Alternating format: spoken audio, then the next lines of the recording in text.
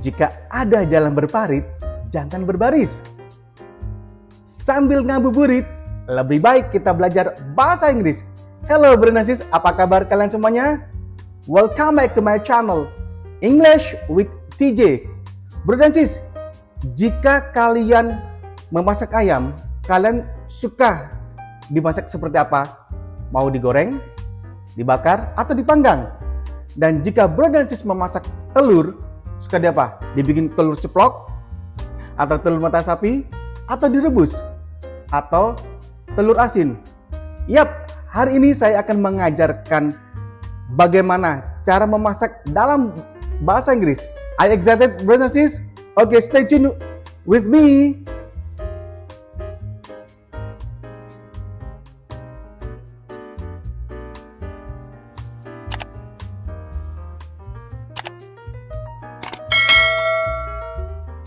Cara memasak dalam bahasa Inggris.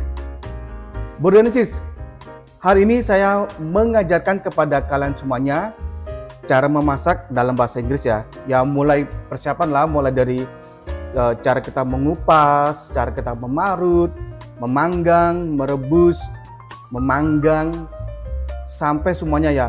Pastinya Bro dan Sis excited kan? Nah, sambil ngabuburit atau menunggu azan maghrib, kita belajar bahasa Inggris dan siapa tahu sembari Bro dan Sis memasak dengan menggunakan bahasa Inggris. Asik bukan? Cooking verbs. Bake. Memasak di dalam oven dengan menggunakan panas dan tanpa tambahan lemak, minyak ataupun air. Biasanya teknik baking untuk membuat roti atau kue. Karena itu, dalam bahasa Inggris jenis roti-roti ringan disebut bakery dan pembuat roti disebut baker. Barbecue. Memanggang atau dikenal dengan barbecue adalah teknik memasak makanan di atas api langsung.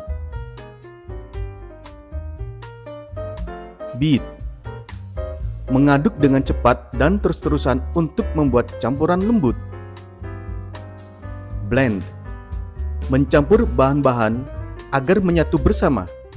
Biasanya, bumbu atau buah dengan menggunakan peralatan rumah tangga, yaitu blender. Boil.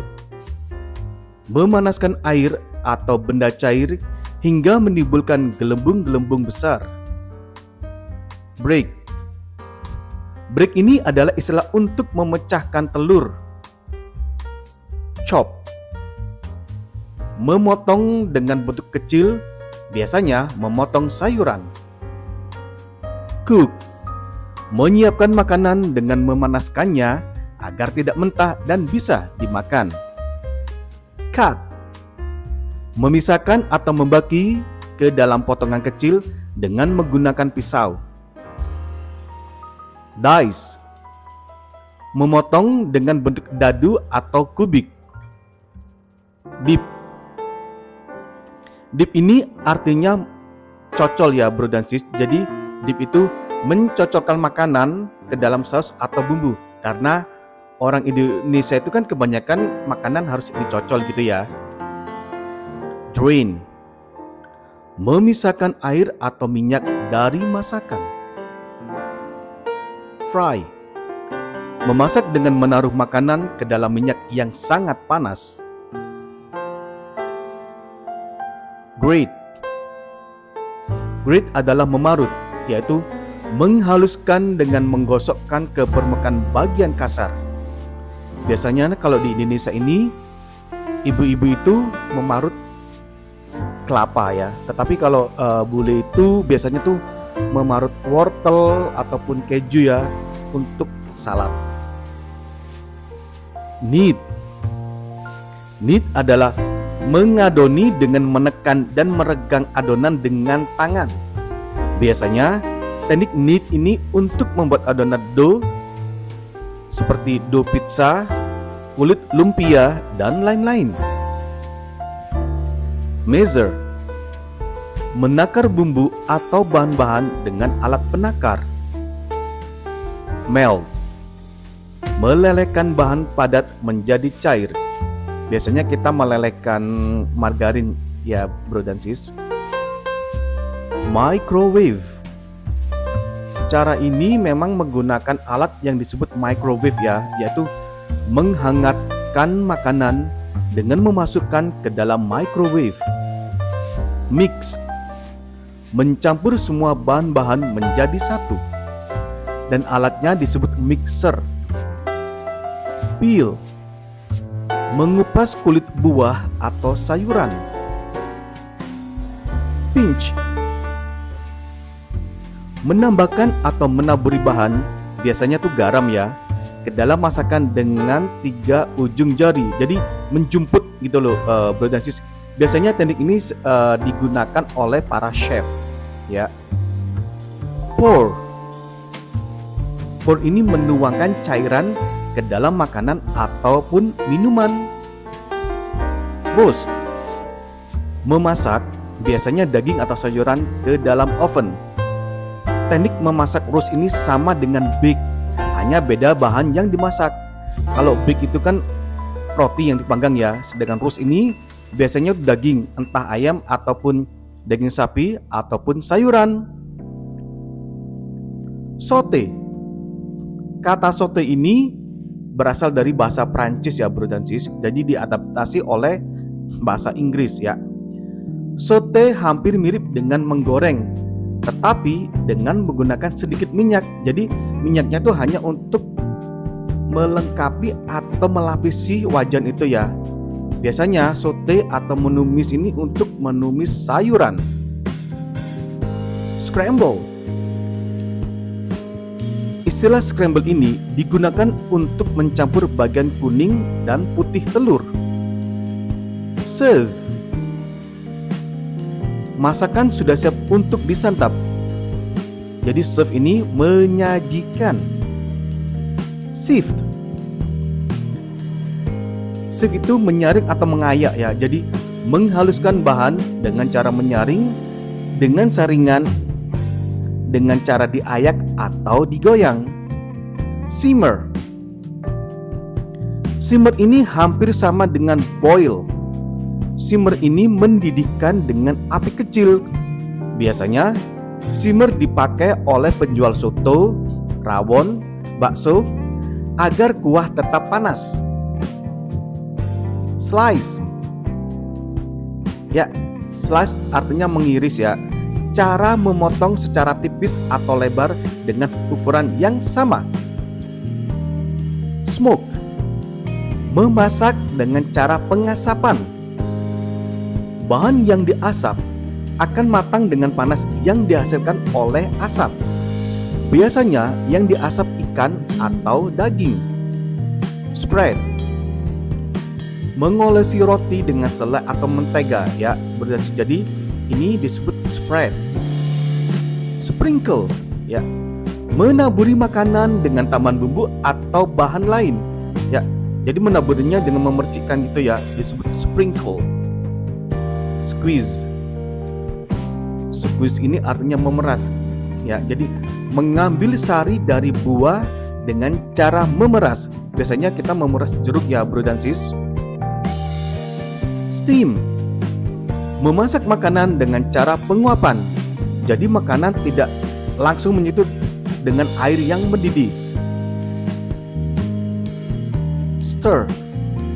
Pengucapannya ya bro dan sis, stir bukan setir ya. Jadi stir yang artinya mengaduk ya. Jadi mengaduk minuman atau kuah agar tercampur secara merata. Stir fry. Menggoreng dengan digoyangkan. Cara menggoreng dengan digoyang-goyangkan ini biasanya dilakukan oleh orang Cina atau orang yang memasak nasi goreng dan masakan Cina. Taste. Mencicipi atau merasakan.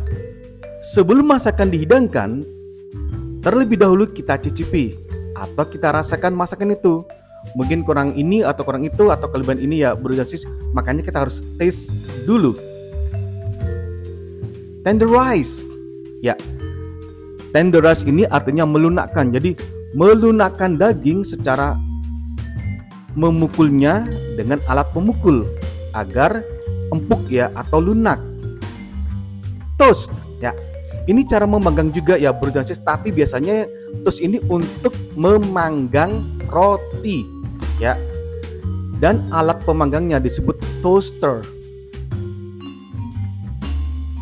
Bro dan Sis, dalam bahasa Inggris, penulisan dan penyebutan makanan yang sudah masak menggunakan bentuk lampau karena kegiatan memasak itu sudah berlalu ya.